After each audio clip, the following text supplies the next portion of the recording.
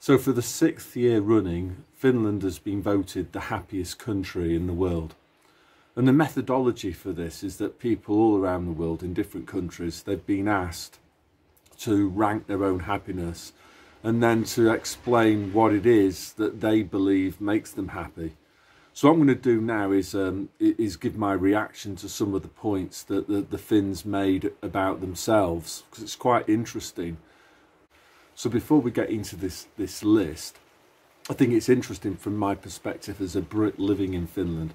You know, what I believe is that countries have got substantially different cultures and aspects of life that might cause great happiness for Finns might not cause happiness for Brits. People look for happiness in different places. So anyway, let's have a look at some of these things that the Finns have said that make them happy and see whether these things would make us happy. So I'm just going to flash up in turn the various bits of this newspaper article in Finnish, and then I'll translate on each of them and expand on them from my perspective as a Brit living here. So reason number one is feelings are told more honestly in Finland. And the article says, when people in the United States ask somebody's news, the default answer is always good. So it's like what they're trying to get at there is when people say, oh, how are you, like they do in England, everybody always says, oh, great, thanks, even though things might not be really great in their lives. So it's not like that in Finland. So the article goes on and it says, in Finland, such forced positivity must be forgotten. So according to a representative of the Finnish Mental Health Association, you can only safely say here in Finland if everything is not in order and you feel awkward. So the article goes on and says that there's some psychologist that's quoted, and this psychologist basically says that in Finland it's okay to say that things aren't okay. And it goes on, it says this direct quote here, honesty is a good thing because even negative emotions should not be concealed or suppressed.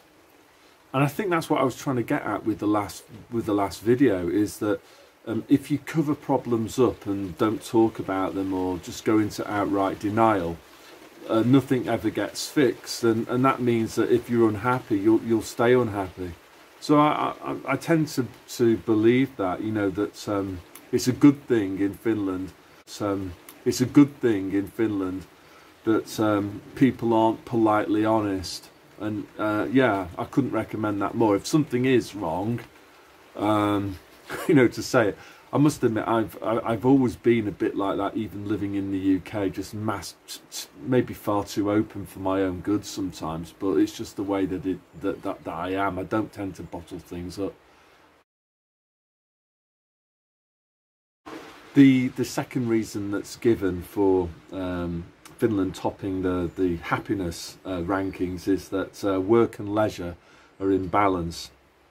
So it says, Finns work hard, but the working days here are shorter and the holidays are longer than the USA. And Britain for that matter, I can definitely say that. You know, for example, here in the summer, it's not, most people will have a month off in the summer. Like July in particular, June and July are like everybody, you know, not much is really going on apart from people chilling out, going to the mocky, like a country house. I'll talk more about that in a minute. But yeah, and it says this gives people more time to recover and take care of their well-being. I definitely think this is true. The working day here is shorter. People tend to work from 8 o'clock in the morning till 4 in the afternoon. The other massive cultural difference is they have like it's almost like France in that they stop and have a lunch, and there are these, it's something that I must do a video about, is that there are special kind of restaurants that deal with, and they're all over the place, that provide lunch for people. People go there from their office. They don't eat sandwiches and crisps hunched over their computer or something. They actually leave the office with their friends and they go to various lunch places and have lunch and take about an hour over it. Yeah, it's of course, you know, I used to teach in a Finnish school when I was over in Finland between 2004 and 2006. It's the same in schools. You know, the school dinners are provided free of charge for all, including the teachers. So I think, yeah, it's important that there's this good work-life balance here, and people can stop in the middle of the day and eat something like, well, most of the food is pretty healthy stuff as well, quite traditional food. So that's definitely true. Another thing that it says, in addition, many Finns have a short commute, so there's no time wasted on traffic jams. So picking up on that point, that might not be true in Helsinki, but it's definitely true in the rest of Finland. Yeah, so like I was laugh at my mother-in-law. Sorry, I shouldn't laugh. She lives in Kankaanpää, and I remember we were driving, and she was driving, and we were like, you know, in the passenger seat or whatever, and we came across the traffic lights in Kankaanpää, and I think there was like one or maybe two cars in front of hers, and she started moaning about the terrible traffic jam, which I thought was hilarious. You know, given at the time, I think I was still living in Croydon, and I had a car in Croydon, and it was absolutely knackered by the time it had done 100,000 miles, because I never got out of second or third gears, and it used to take me about half an hour to travel 5 miles, something like that. So, and that was a short commute. You know, it's not uncommon for, I used to work with somebody whose husband worked up in central London, you know, and they were commuting from Hazelmere. So it's like over an hour into London, an hour and a half actually, and then you've got the tube journey from Waterloo Station. So, you know, you're looking at maybe 3 or 4 hours of commuting door to door. And of course, as it says here, you know, that's going to eat into free time. And the last thing in this section, it says, sufficient free time increases happiness. So, yeah, that's definitely true. And I think it contributes also to the British sort of wine o'clock phenomenon. You know, that a lot of times Brits, it's not just work that's knackered them out, it's also the commutes. So by the time they get home, they're massively stressed out, and they'll tend to open up a bottle of wine and sort of self-medicate on that. Whereas the Finnish approach might be, let's go out for a walk, or go berry picking, or let's go to the beach and have a swim. So yeah, work and leisure imbalance is a big one, and that is definitely, I believe, a legitimate reason for Finns reporting higher levels of happiness, you know, compared to places. The third point that's listed is nature is close by. So again, according to another professor, this time at the University of Oulu, has praised Finnish cities that are close to nature, a short distance from nature. And this lady says, it's been studied that nature reduces stress, and it's linked to happiness. When you're less stressed, it's easier to be happy. That's why hiking, outdoor activities, berry picking, mushroom picking, skiing and other outdoor activities are the most desirable way to spend your free time. You know, obviously here in Pori, where I am, like, fishing's a big thing, messing about on boats is a big thing, jet skis, and in the winter time snowmobiles and all of that type of thing. Cycling as well is very, very big here, because the cycle lanes are completely separate from the roads. The magazine also highlights Finnish everyman's rights, which makes it possible for everyone to move around in nature. Yeah, so that's a big point, is that here anybody is allowed to go off and ramble in the forest or any other natural place. You know, there's no kind of permits and stuff like that. So is that a legitimate reason for Finns reporting high levels of happiness? I think it is, but I don't think it would make all countries, people in all countries, happy. If I think back to Britain, I think a lot of people look for happiness in maybe buying a new car with, you know, with an impressive brand name on it, or, you know, going to fancy restaurants and then taking a photograph and then whacking it up on Instagram or Facebook, or sending their kid to a prestigious private school that they can then boast about or whatever. I think what I'm trying to get at here is that I think status, it may be linked to the class system.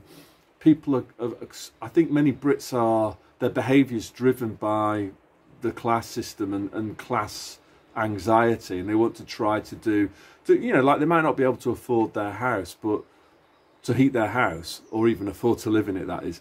But, you know, they'll scrimp and save and switch the heating off so that they can go on a cruise, because that's like super important to them, because they can then brag about it, and that then makes them happy because they think, well, I've kept, I suppose there was that phrase, wasn't there, keeping up with the Joneses. I think Finns tend to be a little bit less materialistic, and you know, they're into doing stuff like going for a walk in the forest that costs nothing, you know, or going for a swim in the sea. And I must admit, that's probably one of the reasons why I feel at home here, is that I've always been a bit of a hippie, and I don't care about, I'll happily drive around in an old car because I don't derive my personal identity from status symbols, because I just think that that's, I like to think I'm wise enough to realise that that's just really stupid. So yeah, it's an interesting one, that one. Nature is close by. I think there's quite a lot of nature that's nice in Britain, but, you know, the population density is really high. You know, Cornwall and Devon in the summertime, really nice, but really nice nature, but it's difficult to enjoy it because it's so crowded. Before we left to come and live in Finland, we went up on the northeast coast in the summer and went to Whitby for the day, and it's a lovely place in a way, but it wasn't a very pleasant experience because it was just so full. Can't find a place to sit down to eat food. You have to battle to, you know, if you want to have a drink, you have to battle to get to the bar to get served. So, you know, it's interesting. Different people value different things, and Finns certainly do value being close to nature. So the fourth thing is learning is encouraged, and apparently, you know, Finns value that greatly, and it makes them feel happy. So this psychologist from Oulu says that Finns are eager to develop themselves and learn new things. Even learning something as simple as a new recipe is good for your mental health. Thanks to the lively association activities, libraries, and, for example, adult education centres, hobbies and learning new skills are also affordable. In addition, their educational offer is very wide. So, yeah, personally, I remember, I know this, I don't know whether you believe me or this, I've always been a little bit weird, but I remember as a kid, you know, like thinking, like, what's life about? And one thing that I came up with, I think I was probably in my late teens or early 20s, is that by the time I'm on my deathbed and about to draw my last breath, what I want to be able to think is that I'm now more than I was before. I've learned something. I've acquired wisdom. I know there's this glib phrase, lifelong learning, but, you know, for me, I suppose another phrase would be self-actualization. That's very, very important to me. So it's obviously important to Finns too. The local associations, you know, they're running stuff like sports events or fishing or all the other kind of stuff that goes on here. Also, it's worth noting too that for Finns, higher education, university education is still free of charge here, so there's no tuition fees at all. And you know, I'm learning English. I'm not learning. I'm learning Finnish. Some might say I need to learn English. I'm learning Finnish at the local adult education centre, and yeah, it's fantastic. I think it cost me, how much did it cost? like 15 euros, something like that, for a whole term, and the lesson lasts for the best part of 2 hours, an hour and a half, 2 hours, something like that. So that's definitely true. But would these learning and leisure kind of opportunities make all people in all countries and cultures happy? Again, I'm not sure about that. I'm not sure about that at all. You know, again, if I think back to sort of Brits, you know, one of the big leisure activities in Britain seemed to be sort of shopping. And then you have this sort of culture too, where people who are interested in learning things, they're dismissed, aren't they, by these like phrases like nerd and you know, like learning things and acquiring wisdom. It's not bigged up really in England at all. And I think education is still more respected here and more valued. You know, obviously at the moment, the latest PISA study's shown a bit of a dip, but you know what makes me heartened is that already these like Finns are sort of thinking like, what do we need to do to fix this? We're not going to just put up with this. We need to turn this. So that goes back to that original point about honesty. You know, is that if things have slipped and they're not going quite so right, the honesty makes sure that the problems are addressed rather than just brushed under the carpet to fester. The fifth one is people trust each other, and Finns like that, and it makes them happy. So there's this guy called Juho Saari from the University of Tampere, and he says that Finland's a society where people trust each other strongly. Yeah, I would definitely believe that. Evidence for it is here, if somebody does some building work, or you always pay after you've had the service here. Yeah, and people will leave things unlocked. Stuff doesn't get nicked nearly so often as it did, you know, even where I was living in Guildford. You know, people would have their garages regularly broken into, so you know, their bikes and stuff, or people having white van men having the vans broken in and their tools nicked and stuff like that. And it says here, one of the reasons for this high levels of trust is that Finland's a small country. Now that's interesting. Finland actually isn't a big. Finland isn't a small country geographically. It's a huge country. But I think what they mean by that is that it's got a small population. There's only about 5 million Finns in this massive country. Okay. About 20%, 25% live in the Uusimaa region, but the rest of the country, population density can be quite low, much lower than what it is in England. And anyway, so this, and I think the other thing that they're not mentioning there is a homogenous population. So more people have been brought up sharing the same culture, so that obviously facilitates trust. Hope that's not too controversial for anybody. It's definitely true though. According to Saari, investing in social relationships is an important part of happiness. Loneliness is one of the biggest detractors of the quality of life. Yeah, so but I can imagine, like, if you're in one of these sort of multicultural cities, people don't trust each other. It's harder for people to connect. You know, again, Finns probably would disagree with this, but they haven't got my reference point. You know, like here, people will smile and say hello. That used to happen in Britain, but as it's become more diverse, people don't do that as much. There's not the same just general levels of friendliness.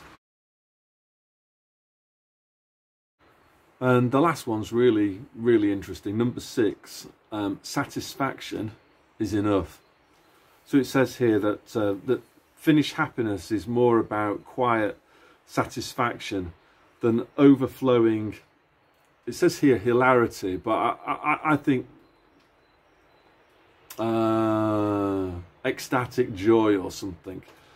And this psychologist basically says in Finnish culture, happiness doesn't have to mean a deep and intense feeling. Yeah, that would be my translation. According to him, Finnish happiness can be considered when a person is satisfied with his life and what he has. According to him, the happiness report list is also specifically about satisfaction. Instead of hunting for euphoric top experiences, oh, I don't know, going to Disneyland, going for a tea at the Ritz. Finns say happiness can be found in small, everyday things that make you feel good. Like a cup of coffee with your friends or family member, a walk in the park, or maybe even better in the forest, or the fact that the trains were on schedule. I can definitely agree with that. You know, when I lived in Guildford, I would like to have. I always used to take the car into the centre of Guildford. I used to live in this place called Bramley, which is about 3-4 miles away. And the reason why I took the car in was because there was no safe way of cycling. You had to cycle on the main road, avec the huge heavy goods vehicles and cars, non-stop traffic. Really, really dangerous. Or the other option was to go by bus. But the thing with the buses was that they were so unreliable. They didn't run to their timetable at all. So that pushed people towards the car. So I would say that that's also true, you know, and maybe it's linking into the previous point that I made about materialism. I think Brits are far more materialistic than Finns are, Finns I think look for happiness in people and in nature, whereas Brits I think look for happiness in materialism and status symbols and winning social one-upmanship games. And ultimately I don't think that really does make people happy. I think the Finnish approach of looking for happiness in people and nature is actually far more effective. So I can kind of really understand that. And things that just, I suppose, if things don't work properly, you know, like the bin man don't come, or the bus don't come, or central heating's constantly breaking down and you're worried about the British gas man ripping you off, that will cause anxiety and that will cause a reduction in your happiness. So when I've had work done here in the house, it's been amazing. They'll always give you a quote in advance, but then when they finally invoice you, what I've seen, without exception, is the invoice total is always less than what you were quoted. So you don't have to worry about things. If things do need to be done in the house, or your car does break down or whatever, because I think it links back to the trust thing. Finns don't like ripping each other off, and I think that that reduces stress and uncertainty, which is a good thing. So those are the points there that Finns have mentioned themselves about what they report makes them happy. So yeah, that's all I want to say today. It's raining, so I might have to take the car to the swimming pool. So anyway, hyvää viikonloppua in Suomi. So God bless.